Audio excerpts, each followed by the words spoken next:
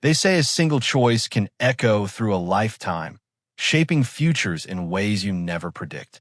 For me, that choice came in the form of a tiny blue pill. Not a child's toy, as I'd once innocently assumed, but a bitter dose of reality. Before we dive into this unsettling echo from my past, please take a moment to subscribe, hit that like button, and tell me in the comments, what city are you listening from? Your engagement helps these stories resonate. My name is Elias Vance, and at 39, I have the kind of job that makes people's eyes glaze over at parties. I fix computers for a living. Not the glamorous kind where I hack into government databases or craft sentient AI. No, I'm the guy who patiently walks Brenda from HR through resetting her password for the 10th time this month, or convinces a stubborn printer that no, every single sheet of paper is not personally offending it. But here's the quiet power of being the invisible IT guy. You see everything. People forget you're there when you're crawling under their desk, plugging in a cable. They chatter over your head as if you're a piece of office furniture. They leave their screens unlocked, their phones face up, their most intimate secrets scattered around like confetti after a particularly messy divorce. Which brings me to my wife, Sylvie Vance, née Morrison, 37 years old, a marketing executive at Pinnacle Solutions. She's the kind of woman who wears power suits that cost more than my monthly salary and carries herself like she's constantly auditioning for the role of CEO's wife in some high-stakes corporate drama. Beautiful in that sharp, calculated way that takes 2 hours and 3 different moisturizers to achieve every morning. We've been married for 12 years, together for 14, but for the past 6 months, something had been off. Not the way couples sometimes drift into comfortable silence, but off in a way that made you wonder if the person sleeping beside you was planning your demise or just your replacement. It started with subtle shifts, Sylvie working late more often, taking hush calls in the other room, buying new lingerie that I never got to see her wear.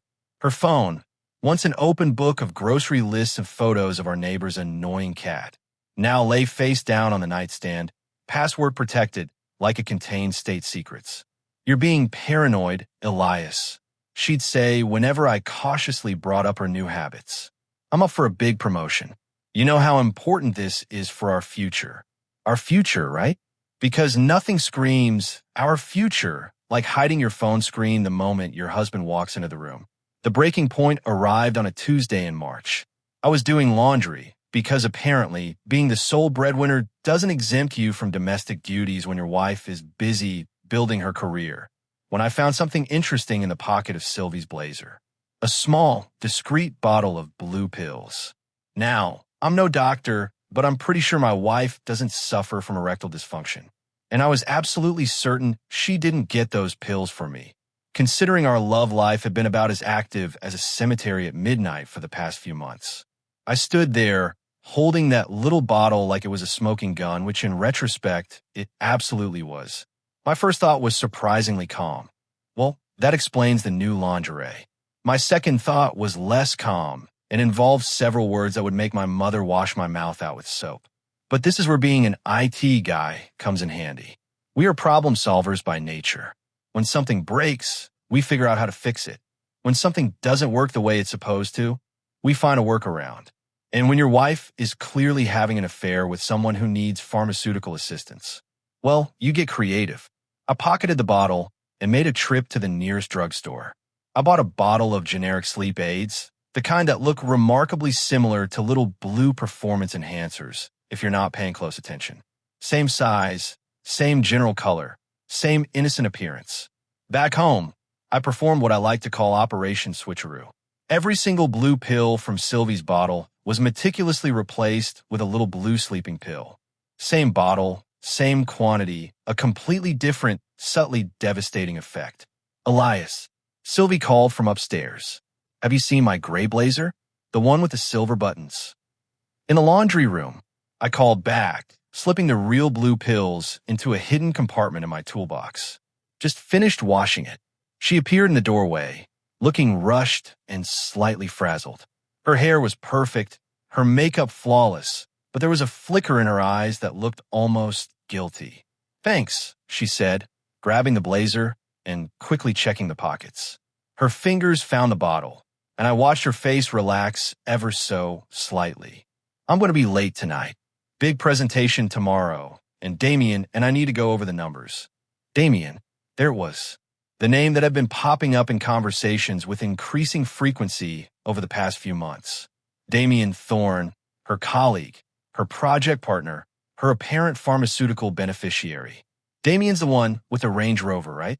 I asked casually, pretending to fold a towel. That's him. Really sharp guy. The company's lucky to have him. I'll bet they are. I murmured. Well, don't work too hard, I said, giving her a quick kiss on the cheek. She smelled like expensive perfume and guilt. I'll probably be asleep when you get home. Probably for the best. You know how cranky you get when your sleep schedule gets disrupted. If only she knew how disrupted things were about to get. That evening, I sat in my home office, pretending to work on a client's computer while actually researching Damien Thorne. Social media is a beautiful thing when you know how to dig. Damien was 42, divorced, drove that Range Rover like it was an extension of his masculinity, and, based on his Facebook photos, had the kind of confidence that comes from never having been punched in the face. He was also, according to his LinkedIn profile, Sylvie's direct supervisor. My phone buzzed with a text from my wife. Working late. Don't wait up. Love you. Love you too, sweetheart.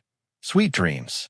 The beautiful thing about being married to someone for 12 years is that you learn their patterns.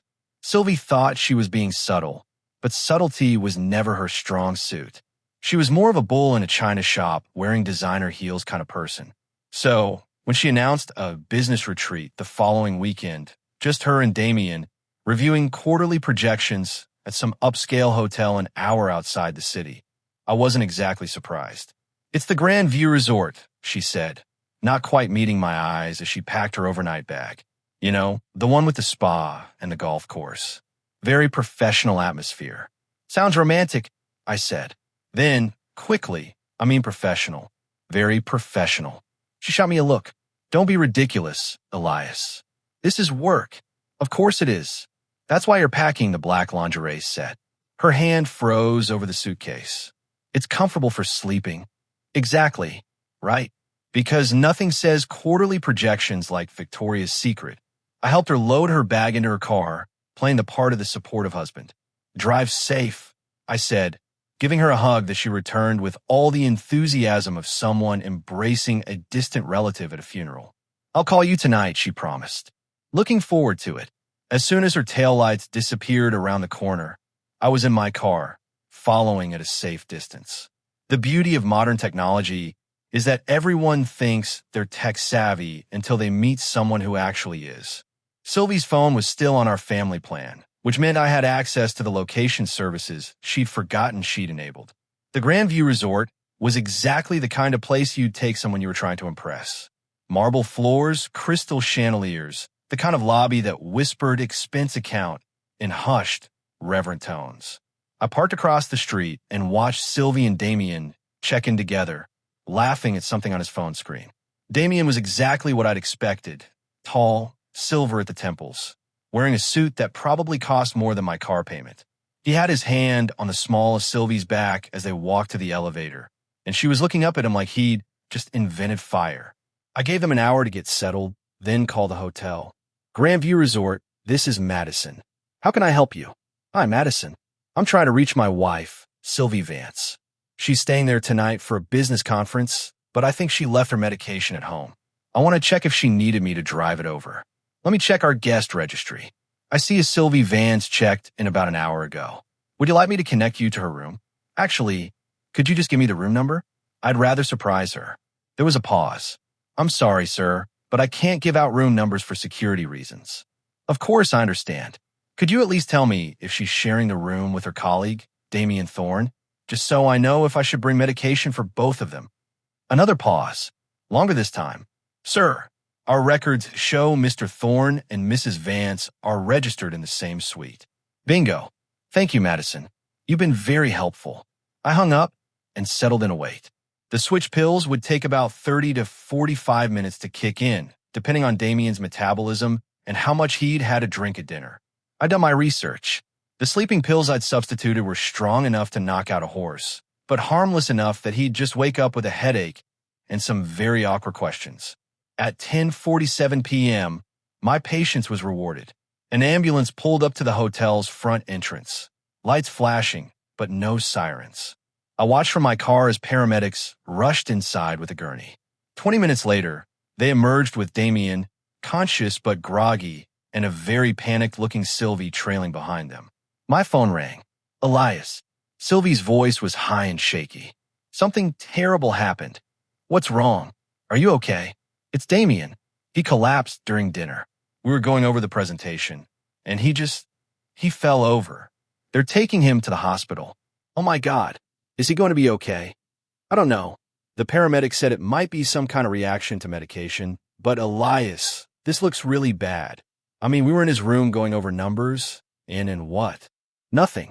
Never mind. I'm going to follow the ambulance to the hospital. Do you want to come up there? No. The response was so quick and sharp that she immediately tried to soften it. I mean, no, there's no point. I'll probably be home late tonight or early tomorrow morning. Okay, keep me posted. I will. Love you. Love you too, sweetheart. Sweet dreams. I hung up and allowed myself a small smile. Round one to the IT guy. But as I drove home, I realized this was just the beginning.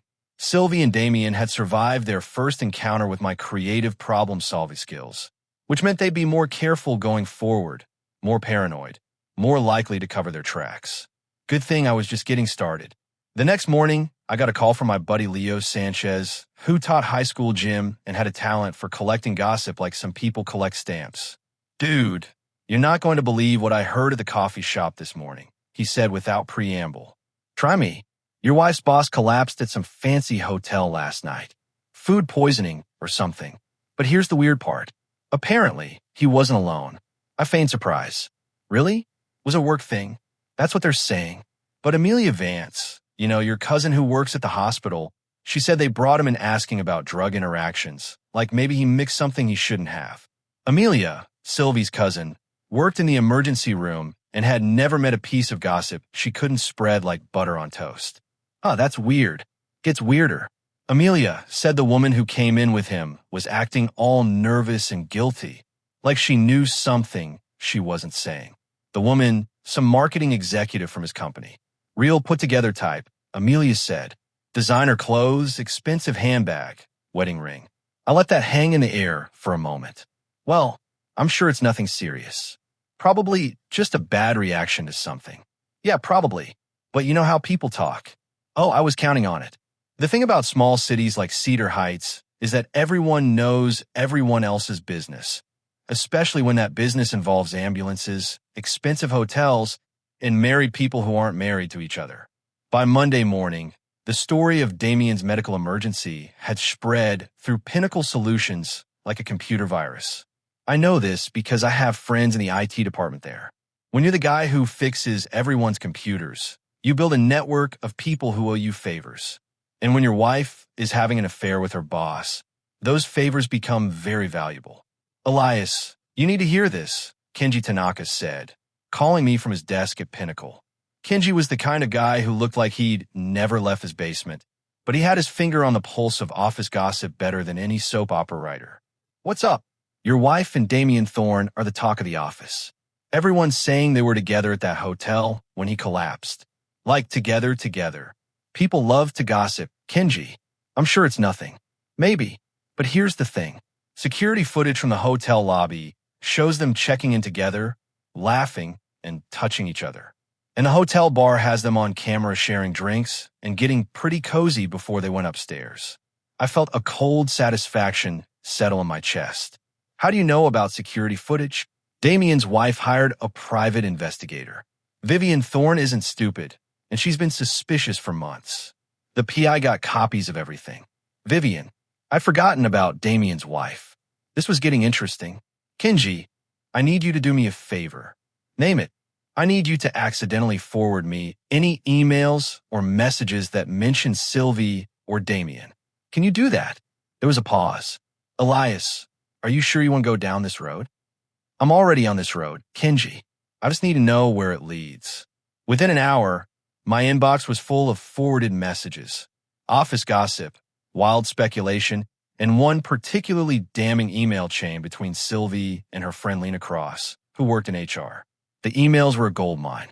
Sylvie and Lena had been planning the hotel retreat for weeks, with Lena providing cover stories and schedule adjustments to make sure no one would question why Sylvie and Damien were out of the office together.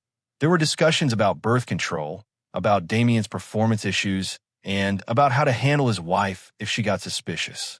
But the most interesting email was the most recent one, sent that morning from Sylvie.Vance@pinnaclesolutions.com to Lena.Cross@pinnaclesolutions.com. Subject: damage control. Lena, we need to talk ASAP. Damien thinks someone might have tampered with his medication. He's paranoid. But what if he's right? What if Elias suspects something? We need to figure out how to handle this before it gets out of hand. Can you meet me for lunch? I stared at that email for a long time. So, they were getting suspicious. Good. Paranoid people make mistakes. I forwarded the entire email chain to a new address I created, sleepingdogs.lie@protonmail.com. Then I started planning phase 2. That evening, Sylvie came home acting like nothing had happened. She kissed me on the cheek, asked about my day, and started making dinner as if she hadn't spent the weekend in a hotel room with another man. How's Damien feeling? I asked casually, chopping vegetables for the salad. She stiffened slightly. Better. The doctors think it was just a reaction to some medication he'd been taking. Nothing serious. That's good. Must have been scary for you, being there when it happened. It was terrifying. One minute we're going over quarterly reports. The next minute he's unconscious on the floor. On the floor? I thought you said he collapsed at dinner. Another pause. He did. I meant the restaurant floor, right? The restaurant in his room. She turned to face me, her expression carefully neutral. What's that supposed to mean? Nothing. I just thought hotel restaurants were usually in the lobby or on the ground floor, not in guest rooms. Elias, what are you getting at? I shrugged, playing innocent. Nothing. I'm just glad you're both okay. But I could see the wheels turning in her head. She was wondering how much I knew, how much I suspected, how much trouble she was in. The answer was more than she could ever imagine.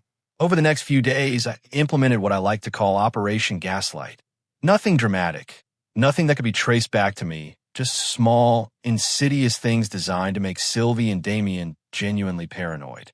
I sent Damien's wife a sympathy card at her office, signed from the Vance family. Hope Damien feels better soon, with a return address that would lead directly back to Sylvie if Vivian decided to investigate. I created a fake social media account and started following both Sylvie and Damien, liking their posts at strategic, unsettling times to make it look like someone was watching them. I left a bottle of sleeping pills on Sylvie's desk at home, in plain sight, with a note that said, "Thought you might need these for your insomnia. A friend." And I started showing up at places where I knew they'd be together. The coffee shop near Pinnacle Solutions, the restaurant where they'd been having their business lunches, the parking garage where Damien kept his Range Rover. I never approached them, never said anything, just made sure they saw me. Made sure they knew someone was watching. It didn't take long for the paranoia to set in. "Elias, I need to ask you something," Sylvie said one evening, cornering me in the kitchen. "Have you been following me?" "Following you? What do you mean?" "Lena said she saw you at Starbucks yesterday when I was having coffee with Damien. And Damien swears he saw you in the parking garage at work. I go to Starbucks all the time. It's a free country. And I had a service call at the building next to your office. Is there a problem?" She studied my face, looking for tells. But 12 years of marriage had taught me how to hide my thoughts from her, just as well as she'd learned to hide hers from me. "No," she said finally. "No problem. I just thought it was a weird coincidence." "Life's full of weird coincidences," I said, like your boss collapsing right after taking medication that wasn't supposed to cause that kind of reaction. Her face went pale. "What do you mean?" "Nothing. Just making conversation." But we both knew I meant everything. The final straw came when I intercepted a text message between Sylvie and Lena. I'd installed monitoring software on our home router, completely legal, since it was my network, that let me see all the traffic going through it. "Lena, Joel's wife, is asking questions, Doc." "Sylvie, she hired a PI. How much do you think she knows?" "Lena, enough to be dangerous. We need to be more careful, Da." "Sylvie, what if Elias is behind this? What if he's the one who Lena..." "What?" "Sylvie, never mind. Meet me tomorrow. We need to figure out how to handle this. That night, I lay in bed next to my wife, listening to her breathe and planning my next move. She was scared, paranoid, and starting to make mistakes. Damien was probably worse, wondering if someone had tried to poison him, jumping at shadows. They had no idea how much worse it was about to get. The next morning, I made a decision that would change everything. I was done being subtle, done with hints and implications and carefully orchestrated coincidences. It was time to go nuclear. I called in sick to work and spent the morning preparing. First, I drove to Damien's neighborhood and parked across from his house. Vivian Thorne was exactly what I'd expected. Mid-40s, well-dressed, the kind of woman who'd built her life around her husband's career and was now watching it crumble in real time. I walked up to her front door and rang the bell. "Mrs. Thorne, my name is Elias Vance. I think we need to talk." She looked me up and down, taking in my jeans and polo shirt, my nervous smile, my carefully rehearsed expression of concern. "I'm sorry. Do I know you? My wife works with your husband, Sylvie Vance. I believe they were together when Damien had his medical emergency last weekend." Her expression hardened. "I see. And what exactly do you want to talk about, Mr. Vance?" "I think our spouses are having an affair, and I think someone needs to do something about it before this gets any worse." She stared at me for a long moment, then stepped aside and gestured for me to come in. Vivian Thorne's living room was a shrine to a marriage that was falling apart. Wedding photos, family vacations, anniversary celebrations. All the milestones of a relationship that had been slowly poisoned by Damien's wandering eye and Sylvie's ambition. "How long have you known?" she asked, pouring coffee with hands that shook slightly. "A few months? You longer?" Damien's been having affairs for years, but this one feels different, more serious. She handed me a cup and sat down across from me. "The private investigator I hired has photos, hotel receipts, email records, enough to destroy him in a divorce. But you haven't done anything yet." I was waiting for the right moment. Damien's up for a promotion that would set us up for life. I wanted to see if he'd end it on his own once he got what he wanted. I leaned forward. "Mrs. Thorne, Vivian, I don't think they're planning to end it. I think they're planning to escalate it." I showed her the emails I'd intercepted, the text messages, all the evidence I'd been collecting. Her face grew harder with each piece of information. "They're not just having an affair," I continued. "They're actively conspiring to hide it, to manipulate people, to cover their tracks. And now they're getting paranoid, which means they're going to start taking bigger risks. What do you suggest we do about it?" "I suggest we give them something to really be paranoid about." Over the next hour, Vivian and I planned what I now think of as the Scorched Earth campaign. She had resources, money, connections, and a private investigator with flexible ethics. I had skills, technical knowledge, access to their communications, and a deep understanding of how to make people's lives miserable through creative applications of technology. Our first target was the office Christmas party scheduled for that Friday evening at Pinnacle Solutions headquarters. Sylvie had been looking forward to it for weeks, seeing it as an opportunity to show off her relationship with Damien in a semi-professional setting. "It's important for networking," she'd told me. "Damien and I will probably spend most of the evening discussing the Henderson account with potential clients." Right? Because nothing says Henderson account like slow dancing to Frank Sinatra. I've been planning to skip the party, claiming a work emergency, but Vivian convinced me to attend. "You need to be there," she said. "When this goes down, you need to look surprised. Innocent, like you had no idea what was happening." The party was held in Pinnacle's main conference room, decorated with silver and gold streamers and a bar setup that probably cost more than most people's monthly rent. Sylvie looked stunning in a black cocktail dress I'd never seen before, and Damien looked like he'd stepped out of men's fashion magazine. They were trying to be subtle about their attraction to each other, but subtlety had never been either of their strong suits. The lingering touches, the private conversations in corners, the way they looked at each other when they thought no one was watching. It was all there for anyone who cared to see it. Unfortunately for them, everyone was about to care very much. At exactly 9:30 p.m., Vivian's private investigator, a compact, efficient woman named Anya Sharma, walked into the party with a briefcase and a look of grim determination. Excuse me, she said, approaching Damien and Sylvie at the bar. Damien Thorne, Sylvie Vance. I'm Anya Sharma, and I have some documents you need to see. The room went quiet. Conversations stopped mid-sentence.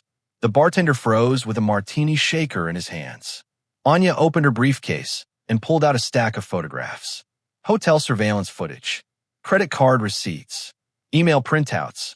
Mr. Thorne, your wife has filed for divorce. These are copies of the evidence that will be presented in court. Mrs. Vance, I believe your husband might be interested in seeing these as well. She handed me a manila envelope. I opened it with shaking hands, not from nerves, but from the effort of suppressing my satisfaction, and pulled out photos of Sylvie and Damien entering the hotel together, kissing in the elevator, emerging from the same room the next morning. Oh my God, I said, loud enough for everyone to hear. Sylvie, what is this? The room erupted. People crowded around to see the photos. Voices rose in shock and excitement. Phones came out to record the drama. Sylvie's face had gone white, and Damien looked like he was about to be sick. Elias, I can explain. Sylvie started, but I cut her off. Explain what? Explain how you've been lying to me for months? Explain how you've been sleeping with your boss while I've been home thinking we were working through some rough patches in our marriage. It's not what it looks like. It looks like my wife is a cheating liar who's been making a fool out of me in front of everyone we know. I was putting on a performance, and I knew it. But it felt good to finally say the words, to finally stop pretending I didn't know what was happening. Damien tried to step in. Elias, let's discuss this rationally. Rationally? I turned on him, letting 12 years of suppressed anger fuel my voice. You want to discuss this rationally? How about we rationally discuss how you collapsed in a hotel room with my wife after taking medication that someone had tampered with? The room went silent. Damien's face went from pale to green. That's right, I continued. I know about the blue pills. I know about the sleeping pills. I know about all of it. Damien staggered backward, knocking into a table and sending drinks crashing to the floor. You tried to poison me. I tried to give you a good night's sleep. Seemed like you needed it more than you needed other things. The crowd was eating it up. Phones were recording. People were whispering. And I could see Lena Cross in the corner looking like she wanted to disappear into the floor. Sylvie grabbed my arm. Elias, please, can we talk about this privately? Privately? Like how you've been privately screwing your boss for the past 6 months. I shook her off. I think we're way past privacy, don't you? Security showed up then, alerted by the noise in the crowd, but the damage was done. By the time they escorted all of us out of the building, half the people at the party had posted videos to social media, and the other half were calling their friends to spread the gossip. Damien's career at Pinnacle Solutions was over. Sylvie's reputation was destroyed, and I was just getting started. In the parking lot, as we were walking to our cars, Damien made the mistake of trying to confront me. You, he hissed, grabbing my shoulder and spinning me around. You could have killed me with those pills. But I didn't, I replied calmly. I just gave you a nap. Though I have to admit, watching the paramedics wheel you out of that hotel was pretty satisfying. He took a swing at me. Big mistake. I've been taking self-defense classes for the past 2 months, ever since I'd started planning my revenge. Damien might have had the fancy car and the expensive suit, but I had rage and preparation on my side. I ducked his punch, grabbed his wrist, and used his own momentum to send him sprawling across the hood of his precious Range Rover. The impact set off the car alarm, and suddenly the parking lot was filled with flashing lights and blaring sirens. Stay down, I told him, standing over him as he tried to get up. And stay away from my wife. Your wife came to me, he gasped. She's the one who... I grabbed him by his expensive tie and pulled him close. My wife is a lot of things, Damien, but she's still my wife, and you're nothing. You're a middle-aged man with performance issues who preys on married women because you can't handle being alone. So, here's what's going to happen. You're going to leave Pinnacle Solutions. You're going to leave Cedar Heights. And you're going to disappear from our lives. Because if I see you again, if I even hear your name mentioned in connection with my wife, I'm going to make tonight look like a friendly conversation. I let go of his tie and stepped back. He scrambled to his feet, straightened his jacket, and looked around at the crowd that had gathered to watch the show. This isn't over, he said. Yes, it is, I replied. You just don't know it yet. As Damien drove away, his car alarm still blaring and his dignity in tatters, I felt a satisfaction I hadn't experienced in months. But I also knew this was just the beginning. Sylvie was standing by her car, crying and trying to call someone on her phone. Probably Lena. Probably looking for advice on how to salvage this disaster.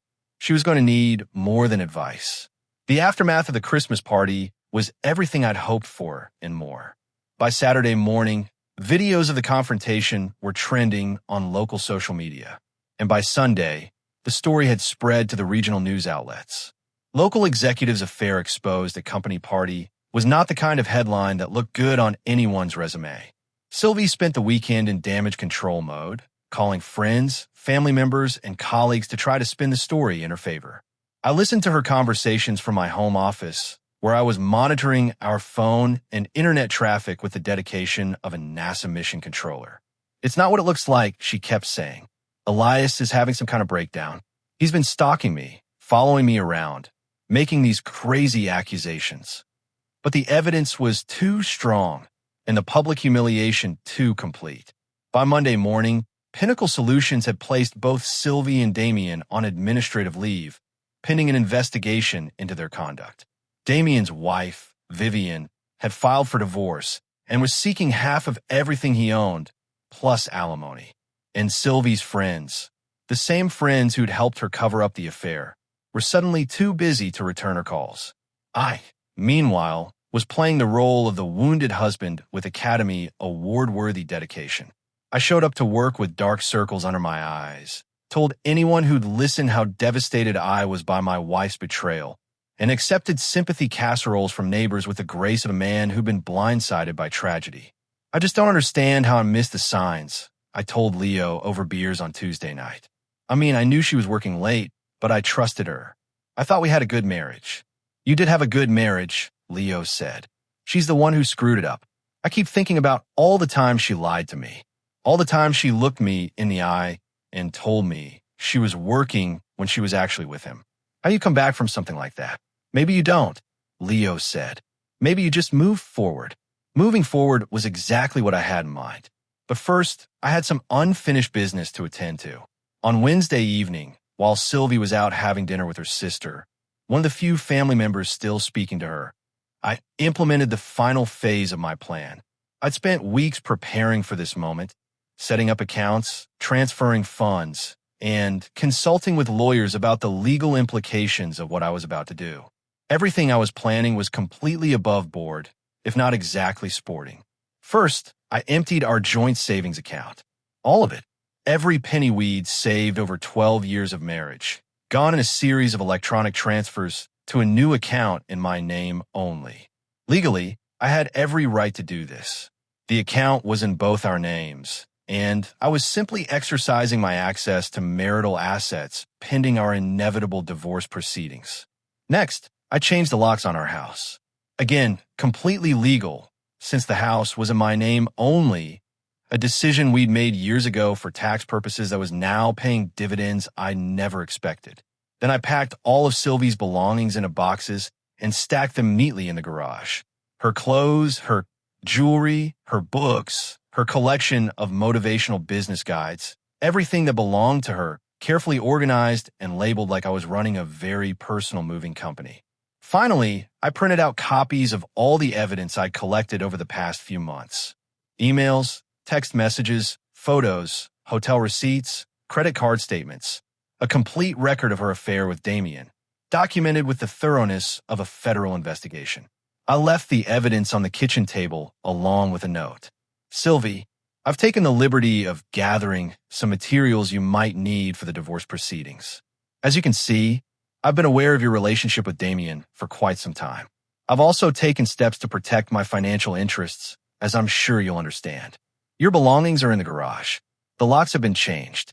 You can collect your things at your convenience, but please call first. I've filed for divorce on grounds of adultery. My lawyer will be in touch. I hope Damien is worth it. Elias. P.S. You might want to find a new place to stay. I hear Damien's looking for a roommate. When Sylvie came home that evening and found herself locked out of her own house, the reaction was everything I'd hoped for and more. She started by ringing the doorbell repeatedly, then moved on to pounding on the door and shouting my name. When that didn't work, she tried calling me, but I'd blocked her number hours earlier. I watched the whole performance from my bedroom window, feeling like a director watching his masterpiece unfold. She tried the back door, the garage, even the basement entrance we never used. She called a locksmith, but when he arrived, and she couldn't prove she lived there, her driver's license still showed her maiden name and old address. He refused to help her break into someone else's house. Finally, she called the police. 2 officers showed up around 10 p.m., just as I was getting ready for bed. I answered the door in my pajamas, looking confused and slightly hurt. "Officers, what seems to be the problem?" "Sir, we have a woman here who claims she lives at this address, but she doesn't have keys and says you've changed the locks. Is this your residence?" "Yes, it is. I'm Elias Vance, and this is my house." I show them my driver's license and the deed to the property. "The woman you're referring to is my wife, Sylvie.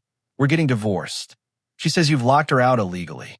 I've changed the locks on my own house, which is my right as the sole owner. Her belongings are packed and waiting in the garage. She's welcome to collect them, but she doesn't live here anymore." The officers looked at each other, then at Sylvie, who was standing on my front lawn looking like she'd been hit by a truck. "Ma'am, if the house is in his name and you're getting divorced, he has the right to change the locks. You'll need to work out living arrangements through your lawyers." "But I don't have anywhere to go," she protested. "That's not a police matter, ma'am. That's a civil matter." After the police left, Sylvie stood in my driveway for another hour, calling friends and family members, trying to find someone who'd take her in for the night. I could hear fragments of her conversations through the window. Completely lost his mind, changed all the locks, took all the money. Just for one night until I figured this out. Eventually, a car pulled up and Lena Cross got out. They loaded Sylvie's immediate necessities into Lena's Honda Civic and drove away, leaving the rest of her belongings stacked in my garage like artifact from a failed civilization. I slept better that night than I had in months. The next morning brought fresh entertainment.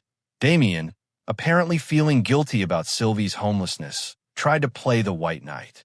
He showed up at my house around 8 a.m., driving his Range Rover and wearing a suit that probably cost more than most people's rent. I was ready for him. "Elias," he called, getting out of his car. "We need to talk." I opened my front door and stepped onto the porch, coffee cup in hand, looking like a man without a care in the world. "Damien, what a surprise. I thought you'd left town by now. Look, I know you're angry, but taking it out on Sylvie isn't going to solve anything. She needs a place to stay. She had a place to stay. She chose to give it up when she chose to sleep with you.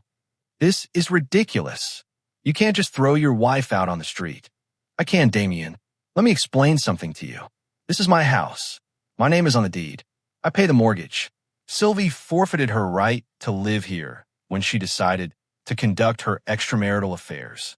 If you're so concerned about her welfare, maybe you should offer her your couch."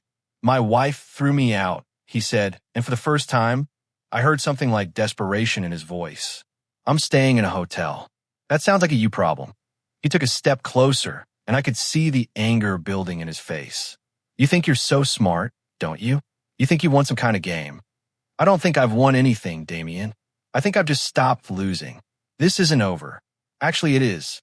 You see, Damien, you made a fundamental error in judgment. You thought I was just some boring IT guy who'd never fight back. You thought you could steal my wife, and I'd just accept it like some kind of pathetic cuckold. But here's what you didn't understand. Boring IT guys know how to solve problems. And you, Damien, were a problem." I took a sip of my coffee and smiled at him over the rim of the cup. "So, here's how this is going to work. You're going to get in your overpriced SUV. You're going to drive away from my house. And you're never going to contact me or my wife again. Because if you do, I'm going to make the Christmas party look like a warm-up act. You're threatening me. I'm educating you. There's a difference." He stared at me for a long moment, probably trying to decide if he could take me in a fight. I hope he'd try.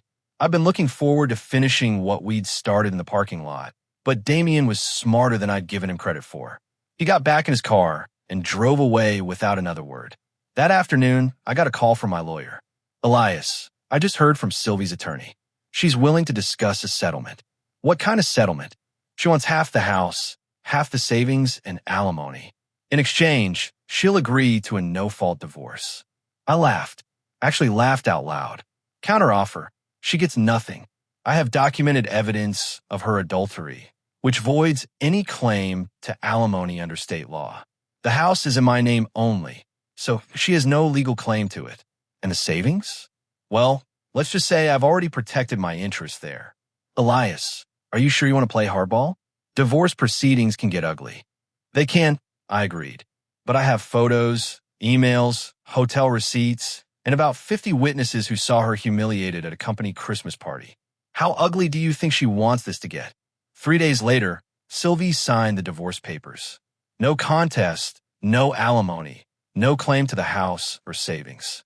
She got her personal belongings, her car, and whatever was left of her dignity. Damien left town the following week. Word was he'd taken a job in another state, probably hoping to outrun his reputation. His wife, Vivian, got the house, the investments, and a very generous alimony settlement. Lena Cross was fired from Pinnacle Solutions for her role in helping cover up the affair. Apparently, using company resources to facilitate your friend's extramarital relationship was frowned upon in the corporate world. And me? I kept my job, kept my house, kept my savings, and gained something I hadn't had in months. Peace of mind. 6 months later, I ran into Sylvie at a coffee shop downtown. She was working as a receptionist at a small marketing firm, living in a studio apartment, driving a 10-year-old Honda Civic. She looked older, tired, like someone who'd learned some hard lessons about the consequences of bad choices. Elias, she said, approaching my table hesitantly. How are you? I'm well, Sylvie. How are you settling in? It's been an adjustment. Look, I know you probably don't want to hear this, but I'm sorry for all of it. I made some terrible decisions, and I hurt you badly. You didn't deserve that. I studied her face, looking for signs of manipulation or insincerity, but all I saw was genuine regret. You're right, I said. I didn't deserve it, but maybe we both needed to learn something from it. What did you learn? I thought about that for a moment. I learned that I'm stronger than I thought I was. I learned that I don't have to accept being treated badly just to avoid conflict. And I learned that sometimes, when someone shows you who they really are, you should believe them the first time. She nodded, tears starting to form in her eyes. I learned that some mistakes can't be undone, that some choices have consequences you can't escape from. That's a hard lesson. The hardest.